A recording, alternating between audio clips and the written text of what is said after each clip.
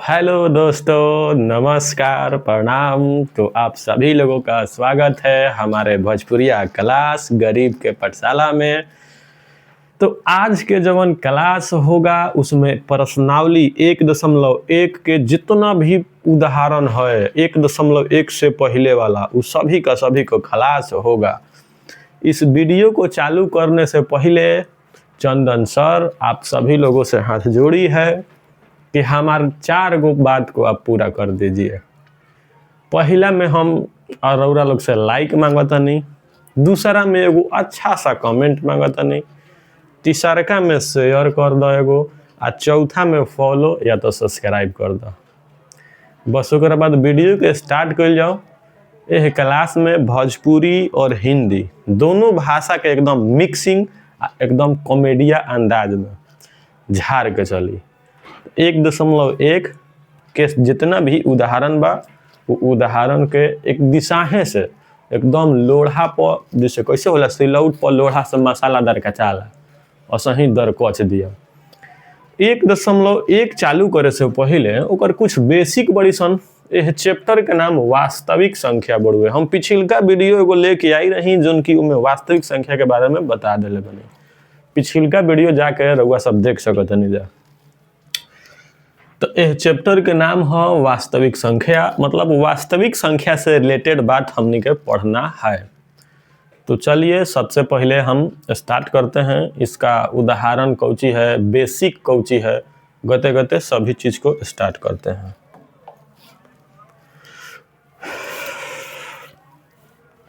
सबसे पहले एगो प्रमेय आ गया। सबसे पहले एगो प्रमेय है, प्रमेय 1.1। ई प्रमेय का कहता एक बारे में खूब बढ़िया से एकदम समझ लिया, एक नसे नसे एकदम तोड़ दिया, ओकरा बाद आगा चलल जाई। यह वीडियो में बनल रहा एकदम झकास से एकदम मस्त से देखत रहा। कहता कि 2 गो धनात्मक पूर्णांक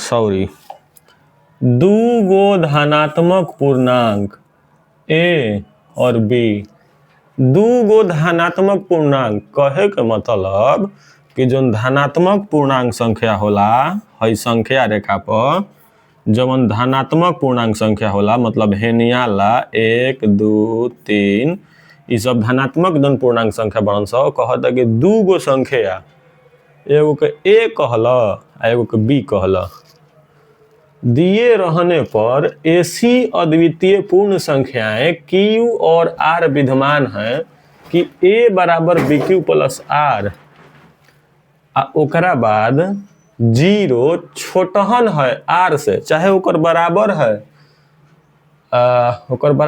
R ओकरा से बड़हन है B। हई जवन बात है A बराबर BQ प्लस R ये हमारा समझ में नहीं आ रहल हव सर जी। ये जो A बराबर BQ प्लस R बा एकरा के तनी विस्तार से बतावा। है जन फार्मूला बड़ुए ओहो A बराबर BQ प्लस R, A बराबर BQ प्लस R ओकरा बाद हैसाना का फिर हई फिर हैसाना का और फिर हई। सबसे पहले हमनी के नु हई फार्मूला के जाने के होई, पहचाने के होई, नस के कर देखे के होई, नस धरे के होई, नस। चलिए आखिर हई A का ह, B का ह, Q का ह, R का ह, ठीक बा, एकर बारे में समझना पड़ेगा। तब हेनियाला एगो बात बा, फिर हई का कहत रहुए एकरो बारे में समझना पड़ेगा। सबसे पहले हम A के बारे में समझते हैं। हमनी के 9th क्लास में एगो फार्मूला पढ़ के आवत नहीं जा। कौन फार्मूला है भाई? तो उ फार्मूला भाज के है। भाज बराबर फार्मूला एगो होला, भाज बराबर फार्मूला होला, भाज बराबर फार्मूला होला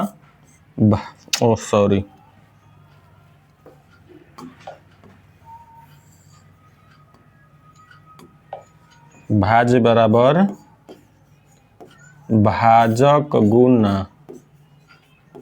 भागफल प्लस से सफल।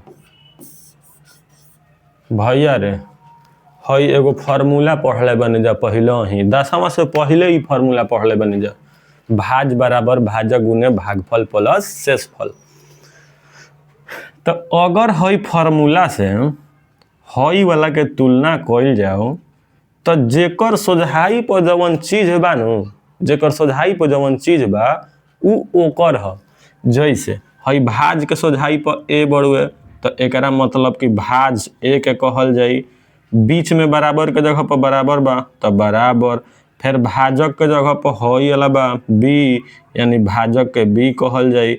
आ हैजा गुना के चिन्ह बा आ हैजा दोनों सटल बड़न से। याद रखी ह लोग कि जब दूगो चीज सटल रहेला तब बीच में एगो कटल रहेला, ई छिपल रहेला। तो हैजा एगो गुना बड़ुए ओकर बाद गुना हैजा बा ओकर बाद हई क्यू जोन बड़ुए तो क्यू के जगह पर भागफल बा तो गुना के गुना आ क्यू के जगह पर भागफल आ हई प्लस बा तो हैजो प्लस बा माने प्लस के जगह पर प्लस आ शेषफल के जगह पर आर बा। एकर मतलब कि ए बराबर B Q plus R E कोनो ऐसा चीज नहीं है, ई पहले ही से पढ़ले बानी जा। लेकिन हैजा ए बराबर बी क्यू प्लस आर पहले वाला चीज ह। देखा देते नहीं, उम्मीद बा कि तालों हई चीज से समझ में आइल हुई। ओकरा बाद भाज के करा कहल जाला, भाजक के करा कहल जाला, भागफल के करा कहल जाला, शेषफल के करा कहल जाला। खाली एकरो बारे में थोड़ा सा जानकारी लेना पड़ेगा।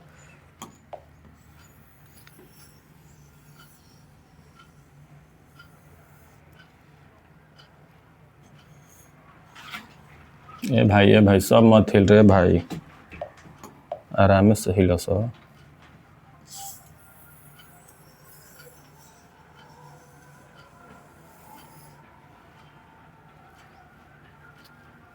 ना हुई कोनो बात ना है, जे बताओ तनी देखो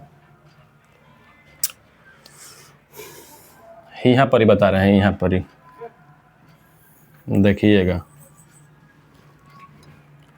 जैसे मान लो कि कोनो संख्या 4 बा आ 4 से 10 में भागा लगावो तनी तो भागा लगावल जाओ, देखल जाओ कि का होता।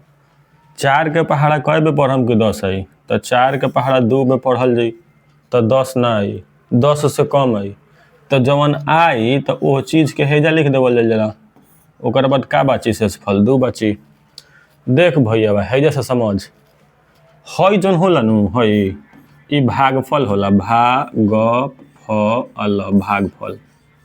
भागफल। आ हई जो नीचे वाला होला नु एकरा के शेषफल कहल जाला, शेषफल। आ जेकरा से भाग लगाइला जा, एकरा से जैसे भाग लगावो तनी नु तो एकरा के कहल जाला भाजक। आ एकरा के कहल जाला भाज। एकरा के का कहल जाला भाज कहल जाला।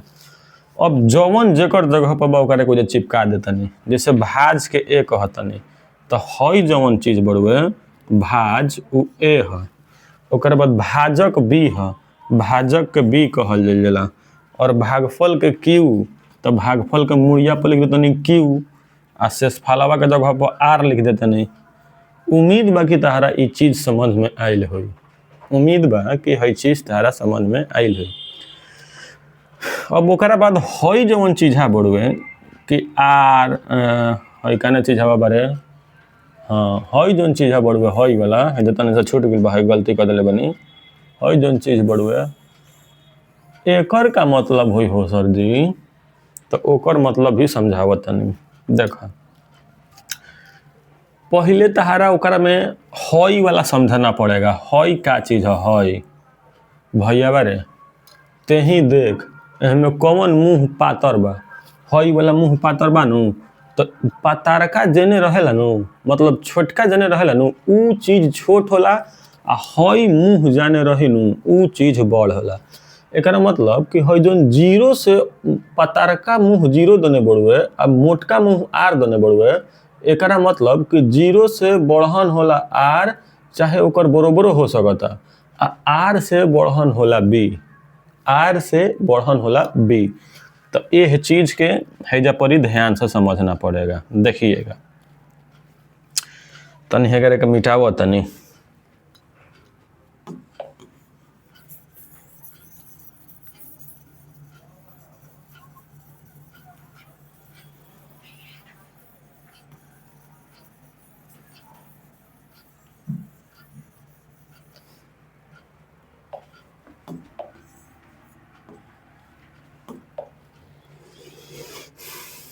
हई जवन चीज लिखल बा 0 हईसन फिर आर फिर हईसन फिर हई, यहाँ पर हई हो रहना चाहिए जी। देखिए मान लीजिए कि हम 4 से भाग लगाबो तनी 10 में, तो 4 के पहाड़ा 2 हाली पढ़म तो 4 दूने का 8 हुई, शेषफल 2 बची। ई कहल चाहत अड़ुए नु कि आर जवन होला मतलब हई एकरे के आर कहल जाला। आर जवन होला उ 0 से हरदमेशा बढ़ाने होई चाहे ओकर बराबर होई। हई जौन शेषफल बढ़ुए शेषफल आधले माइनस में बचल बा, शेषफल माइनस में नहीं बचल, तो हई चीज के कहे नाम है कि 0 से बढ़ाने होला आर आ चाहे ओकर बरोबर हो सकता।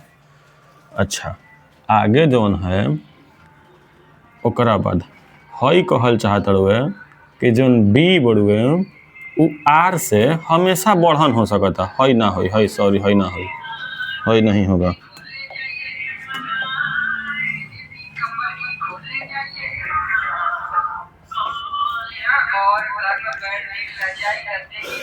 हई नहीं होगा। ई कहता कि आर जौन होला नु आर हमेशा बी से छोटा होने होला, मतलब हई जौन बी बानू हई बी, हई जौन बी बढ़ुए हई बी ओकरा से आर हमेशा छोटा होने रही। जिसे 4 से भाग लगाबो तनी नु तो शेषफल हमेशा ओकर से छोटा होने रही। बेसी नहीं के हो सकत चाहे बरोबरो नहीं के हो सकत, हमेशा छोटा होने रही। ठीक ओके, चलिए उम्मीद बाकी तू लोग एकर बारे में जानकारी तहार लोग के हो गई है।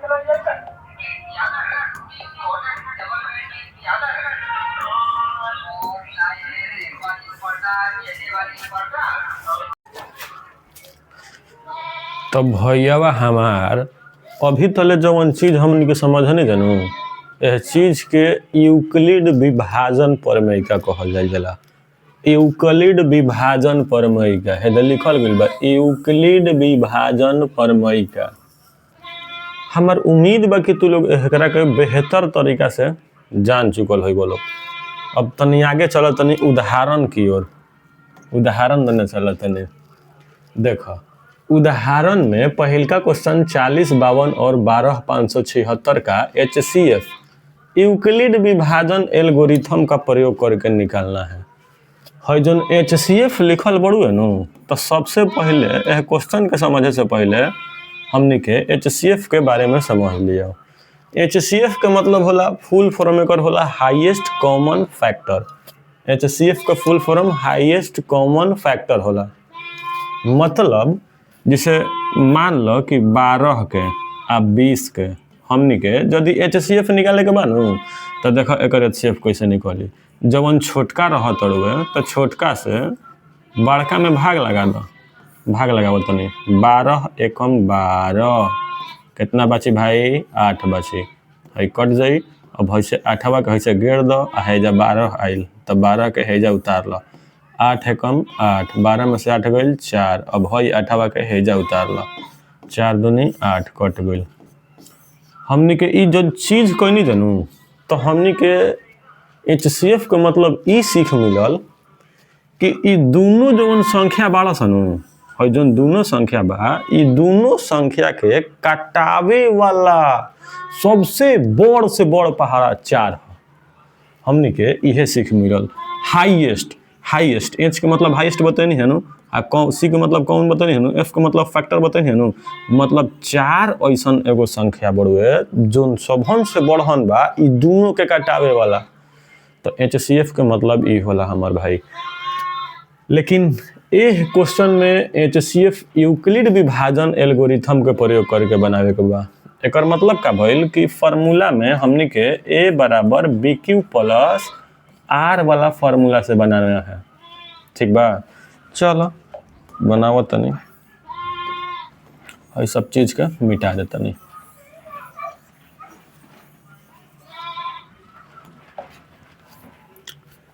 देख भैया वो यूक्लिड विभाजन प्रमेयिका से HCF निकाले खातिर जवन 2 गो अंक देवल रहला नु, तो ओह दोनों में से एगो के A माना ले जाला, एगो के B माना ले जाला। लेकिन समस्या ई बड़ुए कि A कौना के मानी B कौना के मानी। तो जवन सबसे बड़ होगा, जैसे हई दोनों में तू ही देख तो भैया हई बड़ हो, तो जवन बड़ होगा वो ए होगा, और जवन छोट होगा तवन बी होगा। हई छोट है तवन बी है।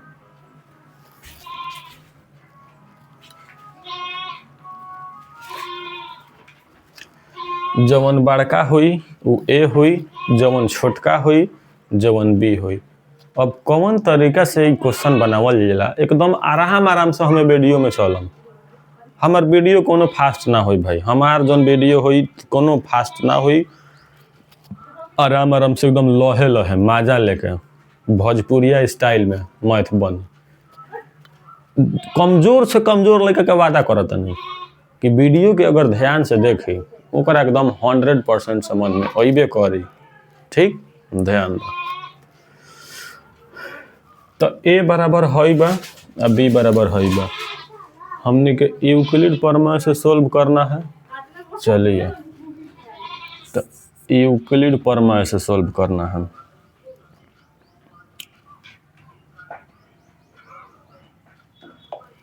सबसे पहले हेजा जवन ए बराबर है लिख लीजिए। ए बराबर कितना है जी, 12,576 लिख लिए। बी बराबर कितना है जी, तब बी है 40,52। ठीक, अब यूक्लिड विभाजन जोन प्रमेय का है कैसे बनाते हैं, देखिए लिखना पड़ता है। यूक्लिड विभाजन, यूक्लिड विभाजन सूत्र से, जैसे ही यूक्लिड विभाजन सूत्र से चलते हैं लिख दिए, तो एकरा में स्टेप बाय स्टेप चलता है। जैसे पहल का कदम आप मैथ में डालिएगा ना तो प्रथम चरण, दूसरा का स्टेप डालिएगा ना तो द्वितीय चरण, दूसरा का चरण, तीसरा का कदम डालिएगा ना तो तीसरा चरण, चौथा चरण, पांचवा चरण, यह तरीका से। तो यूक्लिड विभाजन सूत्र से अब यहाँ पर लिखना पड़ेगा प्रथम चरण में, प्रथम चरण में। अब जो फार्मूला होता है ना भैया, जो फार्मूला होता है वो फार्मूला लगा दीजिए। फार्मूला क्या होता है, ए बराबर बी क्यू प्लस आर। एक दान हई वाला लिखल जरूरी है लोग का, जहाँ 0 हमेशा छोट होला आर से, आर हमेशा छोट होला बी से। हई बात एक दान लिखल जरूरी बा, अन्यथा नंबर काटे के चांस रहेला। ठीक न। अब देखा जवन है ने तहारा एक मान लौको तोड़े नु, जैसे एक मान है जहाँ जोन बानो तो भर ले तनी 12, 5, 7, 6 बराबर बता, बराबर दे दो तनी। बी के मान कहीं लौको था भैया हमार 40, 52, तो 40 लिख ले तनी, अब 52 लिख ले तनी। ठीक बा। अब है सटल बा, एकरा मतलब कि सटल बा, एकरा मतलब कि बीच में अब कटल बा। लइकन के यहीं पर समझ में नहीं आता है कि अब है क्यू के मान का लिखे के पड़ुआ। हम बताओ तनी, हम देखा 40, 52 के पहाड़ा कितना हाली पढ़ी कि हेकर भीरिया पहुँच जाई, चाहे एकरा पर पहुँच जाई, एकरा से ओह पार्टी नहीं खे जाएगा, एकर कमे रहे के बा चाहे एकर बरोबरो आ जाए तब हूँ ठीक बा। तो 40, 52 के पहाड़ा कई बे पढ़ी कि हेकर आसपास पहुँचम। तब भैया बारे 40, 52 के तो पढ़बे नहीं खे याद, तो का करल जाओ कि हे में के एगो संख्या के आ हे में के 2 गो संख्या के पकड़ के मुँह जवानी देख ले हम कि 4 के पहाड़ा 3 बे पढ़म न तो 12 आवेला। मतलब कहे के कि 40, 52 के पहाड़ा 3 बे हम पढ़म तो होकर लगभग पहुँचम। 3 दूनी का 6, 5 तिहाई 15 का 5, हासिल 1, एजा 1 हो जाई, 4 तिहाई 12, 12 156, एजा 12 576 बा, 12 156 भेरी हमने के पहुँच गए जा। मतलब कि हमने के 3 बे पढ़े के पड़ल है पहाड़ा। तो जब बे पहाड़ा पढ़ी नु तो उ क्यू के मान होला। जब बे तू पहाड़ा पढ़ल, जैसे 3 हाली पढ़ल तो 3 लिखाई, 4 हाली पढ़ल तो 4 लिखाई। ओके, यू आर अंडरस्टैंड है, समझ तड़नू। अच्छा, लावे के रहे 12,576 आ जहाँ तले पहुँचल 12, मतलब और जितना बाचता, जैसे 12,576 बानू, 12,576 में से हमनी के पहाड़ा पढ़ के हेकरा भिले पहुँच गइल बनी जा। हेकरा भिले तो 6 में 6 गइल 0 घाटा ल, 7 में 5 गइल 2, 5 में गइल 4 आ हई तो कटिए जाई, हई तो कटिए जाई। मतलब जितना पीछे रह जाइला जानू, घटैला के बाद जितना बचेला उ आर के जगह पर लिखाला। हई आर के जगह पर कितना लिखम भैया, हमर 420 लिखम। ठीक बा, यहाँ तले समझ में आइल। लइकन के दिक्कत ए जे होला कि क्यू के मान का लिखी, तो हेकर पहाड़ा तहारा पढ़े के बा आ उतना हाली पढ़ कि हेकर भीरी पहुँच जा। तो 3 हाली पढ़नी, तो 3 हाली पढ़नी तो एकरा भिले ना पहुँच पानी, लेकिन एकर भीरी पहुँच गई।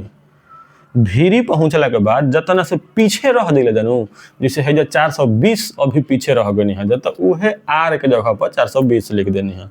आ अब देख, अब का होला कि अब तहरा चले के पड़ी दूसरका चरण में। तो दूसरका चरण में चले से पहले हियाँ से लेके हियाँ तले में हई वाला ए के मान होला, हई आ हई वाला बी के मान होला, याद रखी हो लोग। अब दूसरका चरण में चलल जाओ, जैसे हई प्रथम चरण चलनी है नु, वैसे ही दूसरा चरण,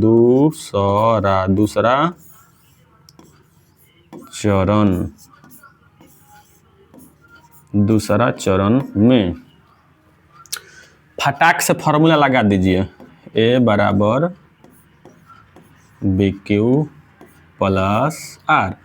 अब हई वाला बतिया सगरो लिखना जरूरी नहीं है, ठीक ना, लिखो आ चाहे मत लिखो, तो देख देख के तहरा उतारे के बा। अब एक भैया बा, वैल्यू पहले हई रहे लेकिन अब हई बा, तो एक जगह पर 40 52 लिख ले बतानी, हई बराबर बता बराबर लिख ले बतानी। बी के जगह पर देखा है तो 420 बा, 420 लिख ले बतानी। सटला के बीच में काटला के चिन्ह दिया। क्यू के जगह पर का लिखी, तो बस फिर उहे वाला हाल, 420 के पहाड़ा कई बे पढ़ी कि हेकर करीब पहुँच जाए। तो एह में के एगो धल आ एह में के 2 गो धल। हमारा बुझाता कि 10 के आसपास पढ़े के पड़ी, मतलब 4 के पहाड़ा 10 के आसपास, कन्फर्म ना देवेला लेकिन लगभग में पहुँचा देवेला जगह पर। तो ऐसे ही समझ लेना भैया हमार 420 के पहाड़ा 10 वाली पर हम तो 42 हो जाए, जब बात 4052 है, बेसी हो जाए नु, खेला गबड़ा जाए। तो हमारा लगता है कि 420 के पहाड़ा 9 हाली पढ़ल जाओ। 0 9 दूनी 18 के 8 हासिल 1 9 चौको 36 36 1 37। हमनी के 9 बेरा पढ़नी जानू, 9 बेरा, तो 40 52 भी सटे से तनी सा हट गई जा। तो बस अब कुछ मत करो, है जो 40 52 बढ़ुए, 40 52 में से 37 80 के घटा लो, 37 80 के 2 में से 0 गइल 2, 15 में से 8 गइल 7, आ हेजा कितना बचल भैया बा 16, 16 में से 7 गइल 9, है तो कटिए जाई, मतलब 972 बचल। 972 बचल, ये कैसे हो गया रे, खेला गबड़ा गया। 2 में 0 गइल 2, 15 में 8 गइल 7, हेजा कितना बचल हो, 9 में 7 गइल 2, है 3 बनल बा, 3 में से 3 गइल कट गया, 272 बचत है। तो यहाँ पर ही हमने के 272 लिखना पड़ेगा। पुनः अब फिर अब हेकरा के ए माने के पड़ी, हेकरा के ए माने के पड़ी आ हेकरा के बी माने के पड़ी। अब जैसे है दूसरका चरण में चलनी है जा, अब तीसरका चरण में चलम, तनी से हेकरा के ठेल देतनी, ढकेल देतनी ऊपर में, अपन लिखत चली है लोग, ढकेल देनी। अब चला तीसरका चरण में, कौन चरण में भाई हमार, तीसरका चरण में, तीसरा जैसा ही चरण लिखाई तो सही फार्मूला लिखी हो लोग जरूर, ए बराबर बी क्यू प्लस आर, तब न होई मार। अब ए के जगह पर कितना लिखल जी हो, रसगुल्ला हमार 420, बी के जगह पर कितना लिखल जी हो 272, क्यू के जगह पर कितना लिखल जी हो, हमारा बुझाता है कि 272 के पहाड़ा एक बे पढ़े के पड़ी, कैसे कि 2 बे पढ़म तो ढेर हो जाए, 500 से पार हो जाए। अब देखा 420 में ले 272 के घटा ला, तो 10 में से 2 गइल 8, 11 में 7 गइल 4, 3 में 2 गइल 1। यहाँ पर ही 148 बाची। ठीक, अब फिर देखो, अब 11 के कहला, अब फिर अब हई वाला ए हो जाई आ हई वाला बी हो जाई। ओके, अब देखो तीसरा चरण भइल, तो अब चली कौन चरण भैया बा? चौथा चरण। चौथा चरण में फिर से फॉर्मूला लगाओ, फिर से धसो तनी तनी ऊपर अपन लिखत चली हो लोग। चौथा चरण में ए बराबर बी क्यू प्लस आर, ए के वैल्यू 272, बी के वैल्यू 148 के पहाड़ा के बार पढ़े कि हेकर भेरी पहुँचम। हमारा बुझाता कि 148 के पहाड़ा एक बेरा पढ़े के पड़ी, 2 बेरा पढ़ला से तो बेसी हो जाए, 150 के आसपास 300 के आसपास पहुँच जाए। तो 148 के पहाड़ा एक बेर पढ़े के पड़ी। 272 में ले 148 घटा लीजिए ना सर, 12 में ले 8 गया 4, 6 में ले 4 गया 2, 124 बचेगा। तो यहाँ पर ही आप 124 लिख दीजिए, इस तरीक़ा से 124 लिख दिए। अब हेकारा के ए कहल जाएगा सरकार, आ हेकारा के बी कहल जाएगा। ओके, अब चलिए चौथा चरण हो गया नू, तो अब पांचवा चरण में चलिए। पांचवा एगो चरण में जइबे रे? पांचवा चरण में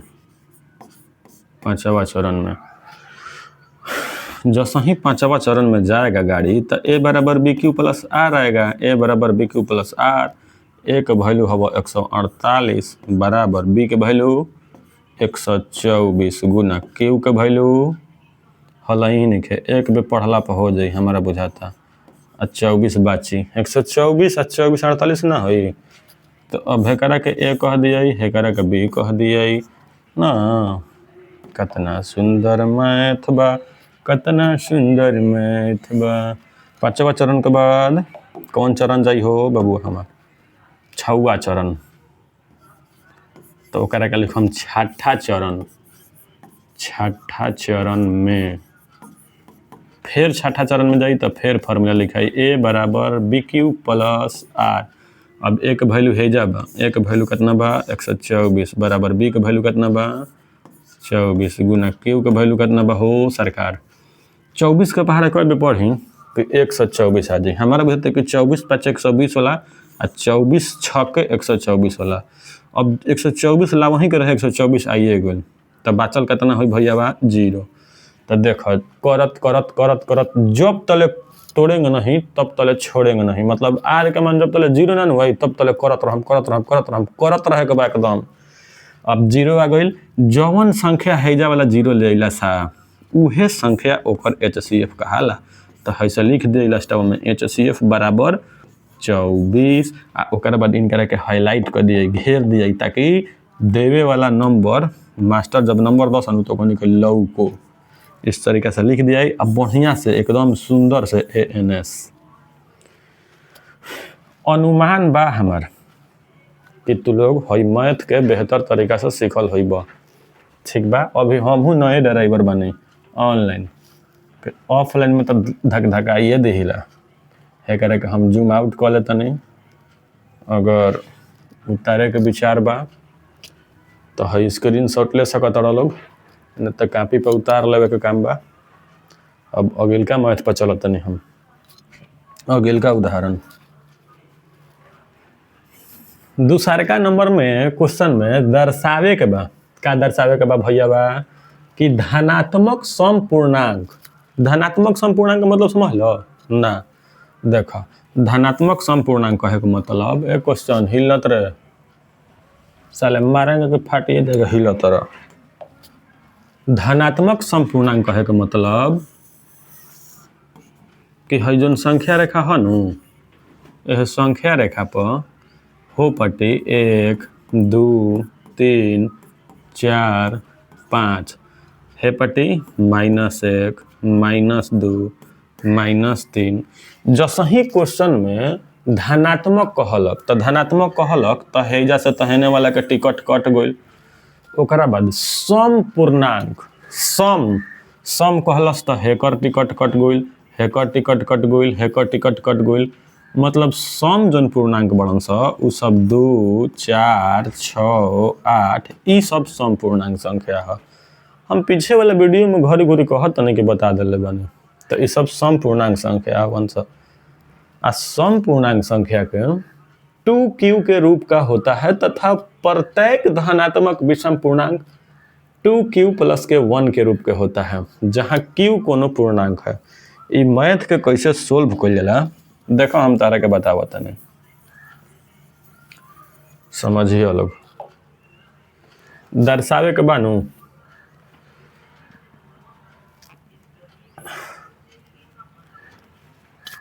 सबसे पहले माने के पड़ेला, माना कि ए कोई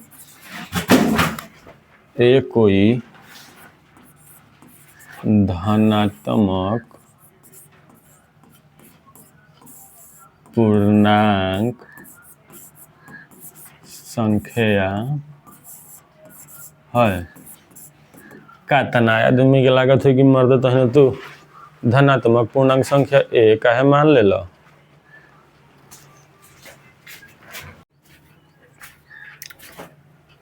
लागत तनु कि धनात्मक पूर्णांक संख्या ए काहे मानाइल है।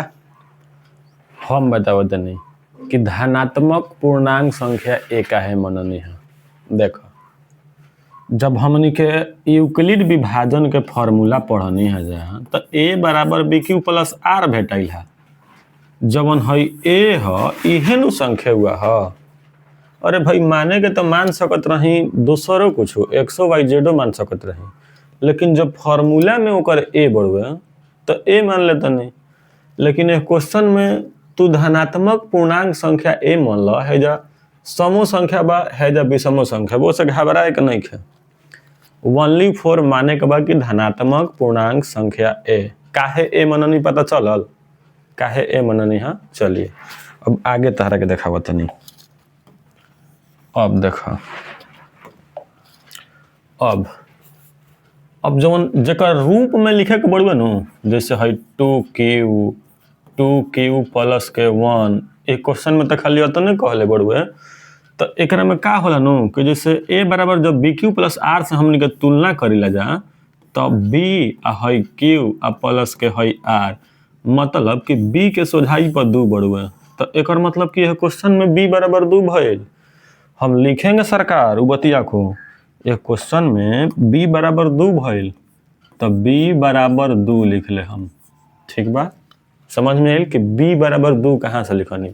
जैसे अभी और आगे क्वेश्चन पढ़म जानू तो ओ 4q प्लस 1 लौकी, 4q प्लस 3 लौकी, 4q प्लस 5 लौकी। तो जेकरा संग में q चपकल रहता है नु उ ओकर मरद होला।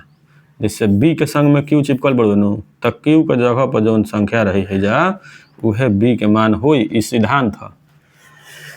तब b के मान 2 हो गई। तब r के मान का होई हो तो हम अब के बताइनी है थोड़ा देर पहले कि r के मान नु b से हमेशा छोटा होने होला। तब r के जवन मान होई तो उ 0 संभव बा, 1 संभव बा, 2 हो जाएगा। नहीं सरकार 2 नहीं होगा, कैसे कि r के मान b से छोटा होने होला। ये बात के याद रखी है। अब देखा अब हमने के तो यूक्लिड प्रमेय से सोल्व करना है तो हम यहाँ पर लिख देते हैं यूक्लिड प्रमेय से। यूक्लिड प्रमेय से लिखी चाहे यूक्लिड विभाजन सूत्र से लिखी, जवन फार्मूला होला लिखम, लेकिन लिखे के पड़ी पहले प्रथम चरण में। प्रथम चरण में जन फार्मूला होता है भैया तनी फार्मूला बताइए लगता ए बराबर bq प्लस r होला नु। एक दान हई चीज लिखना जरूरी है। 0 से बड़ होला r, ओकरा से छोट होला 20 से। केकरा से छोट होला भाई 20 से। अब a के मान a के तो a लिखाई मान ले बनिए, b के मान b 2 लिखाई। q खुदे क्वेश्चन में कहले बा कि जहाँ क्यू कोनो पूर्णांक है, मतलब अब कहली क्यू कोनो एगो पूर्णांक है प्लस, लेकिन जोन है आर बड़ुए, आर के वैल्यू एक खाली 0 लिए, खाली 1 लिए, तो आर बराबर चुपके से 0 धल आ हैजा बता दो कि आर बराबर 0 लेने पर, हे तरीका से आर बराबर 0 लेने पर। अब एक दान और आगे चल दो, ए बराबर 2 क्यूब भइल। तो अब हेकरा के है डिब्बा में पैक कर लो ठोंगा में आ बता दो, का बता दो, देखो 2 क्यूब कौची कहले बा कि धनात्मक संपूर्णांक है, तो लिख दो ऐसे कि यह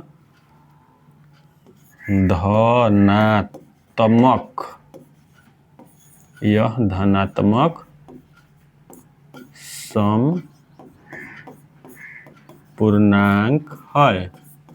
तनी सा ऊपर धसोर दे तनी हिनकरा के। अब देखा, अब हमने के कौन चरण में चलम जब भैया वो प्रथम चरण में चल जाए तब दूसरा का चरण में, दूसरा चरण में कलमिया तनी बदल दे तनी, कहे से कि रंग बिरंग लइकन के देखे के आदत बा। फार्मूला लगा देते हैं, ए बराबर बी क्यू प्लस आर।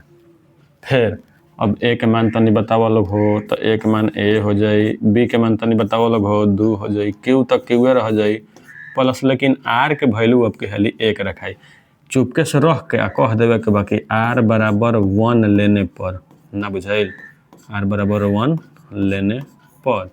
अब अगिलका दिन में देख लोग, ए बराबर 2 क्यू आ प्लस के 1, बस अब एक है गिण दिया, ठोंगा में भर दिया, ठोंगा में भरला के बाद अभी क्वेश्चन में का कहले रहे, विषम पूर्णांक नो, देखा धनात्मक विषम पूर्णांक, तब भेजा है लिख देवे के बाद कि यह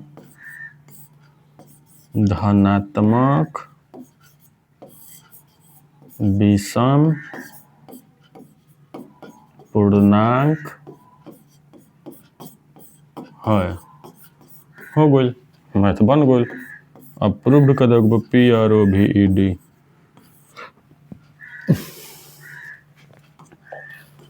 है करा के तू लोग एगो स्क्रीन शॉट ले सकत रह, चाहे वीडियो को रोक के कॉपी पर उतार सकत रह।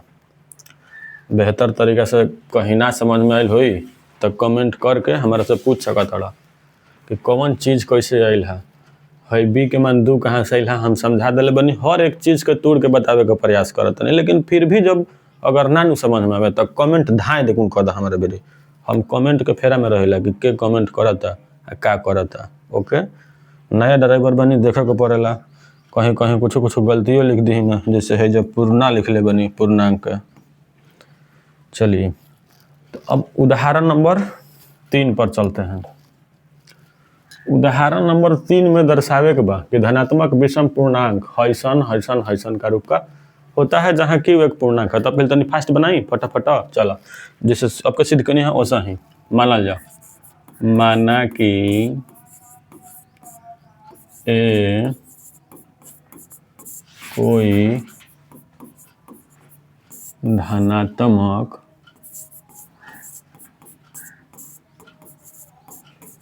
पूर्णांक संख्या है। बाबू तू ही बताओ बी के मान कितना हुई, बी के मान कितना हुई लोग हो सके, बी के मान कितना हुई रे 4 हो रे पागला, बी के मान 4 हुई। तो आर के मान का हो सकता, आर के मान बी से छोटहने हो सकता, बढ़न या बरोबर नहीं हो सकता, मतलब आर के मान 0 हो सकता, 1 हो सकता, 2 हो सकता, 3 हो सकता। ठीक बा, अब यह क्वेश्चन 4 गो चरण में सोल्व करे के पड़ी। ठीक बा, तनी लंबा जाए, फटाफट बनाओ तनी। प्रथम चरण में है जो अपन लिख दिया लोग ऊपर आवा यूक्लिड पर में से, प्रथम चरण में फार्मूला का हला हो ए बराबर बी क्यू प्लस आर, खाली लिखल जरूरी बा, ऐसा लिखल जरूरी बा खाली जहाँ हैसन होता है। ठीक, ए के मान ए रह जाई, बी के मान हो 4, क्यू रह जाई प्लस आर के मान 0। अब चुपके से बता दी हा, क्या बतेब, आर बराबर 0 लेने पर, तो ए बराबर क्या हो जाएगा 4 क्यूब। इसको कुछ नहीं कीजिएगा, ये नहीं दिखाना है, आ गया तो आ गया, जिसे हमने के दिखावे के बाद विषम पूर्णांक भैया बा, लेकिन है जन 4 क्यूब बा सम पूर्णांक होता है, एकरा के ना कहल जाए, के बस बना के छोड़ दिए। अब देखा दूसरा चरण में चला, दूसरा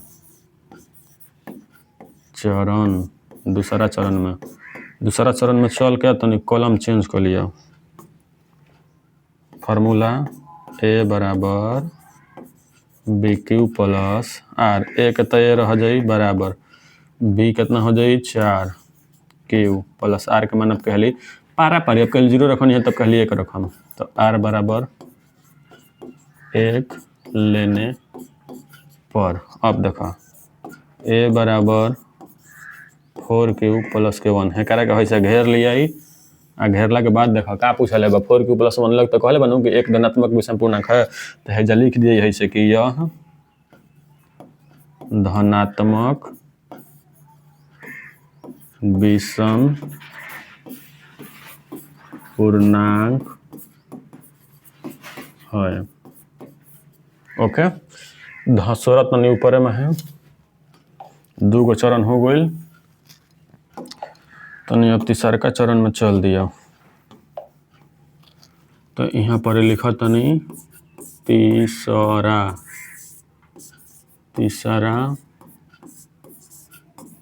चरण में फार्मूला सरकार ए बराबर बी क्यू प्लस आर, ए के वैल्यू ए बराबर बी के वैल्यू 4 आ क्यू तक क्यू रह जाई प्लस आर, अब कहले 2 रखाई, तो यहाँ पर बता दो कि आर बराबर कितना 2 लेने पर, आर बराबर कितना लेने पर 2 लेने पर, तो ए बराबर 4 क्यू प्लस 2, इस सम पूर्णांक है, एकरा के नाम दर्शाई हो लोग। चौथा चरण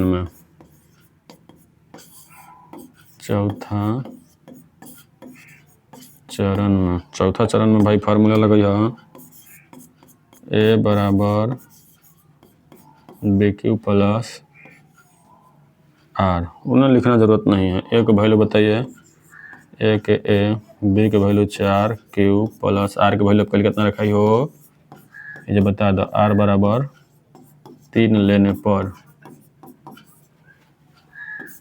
ए बराबर क्यू प्लस 3, एकरों को बता दो कि यह धनात्मक विषम पूर्णांक है।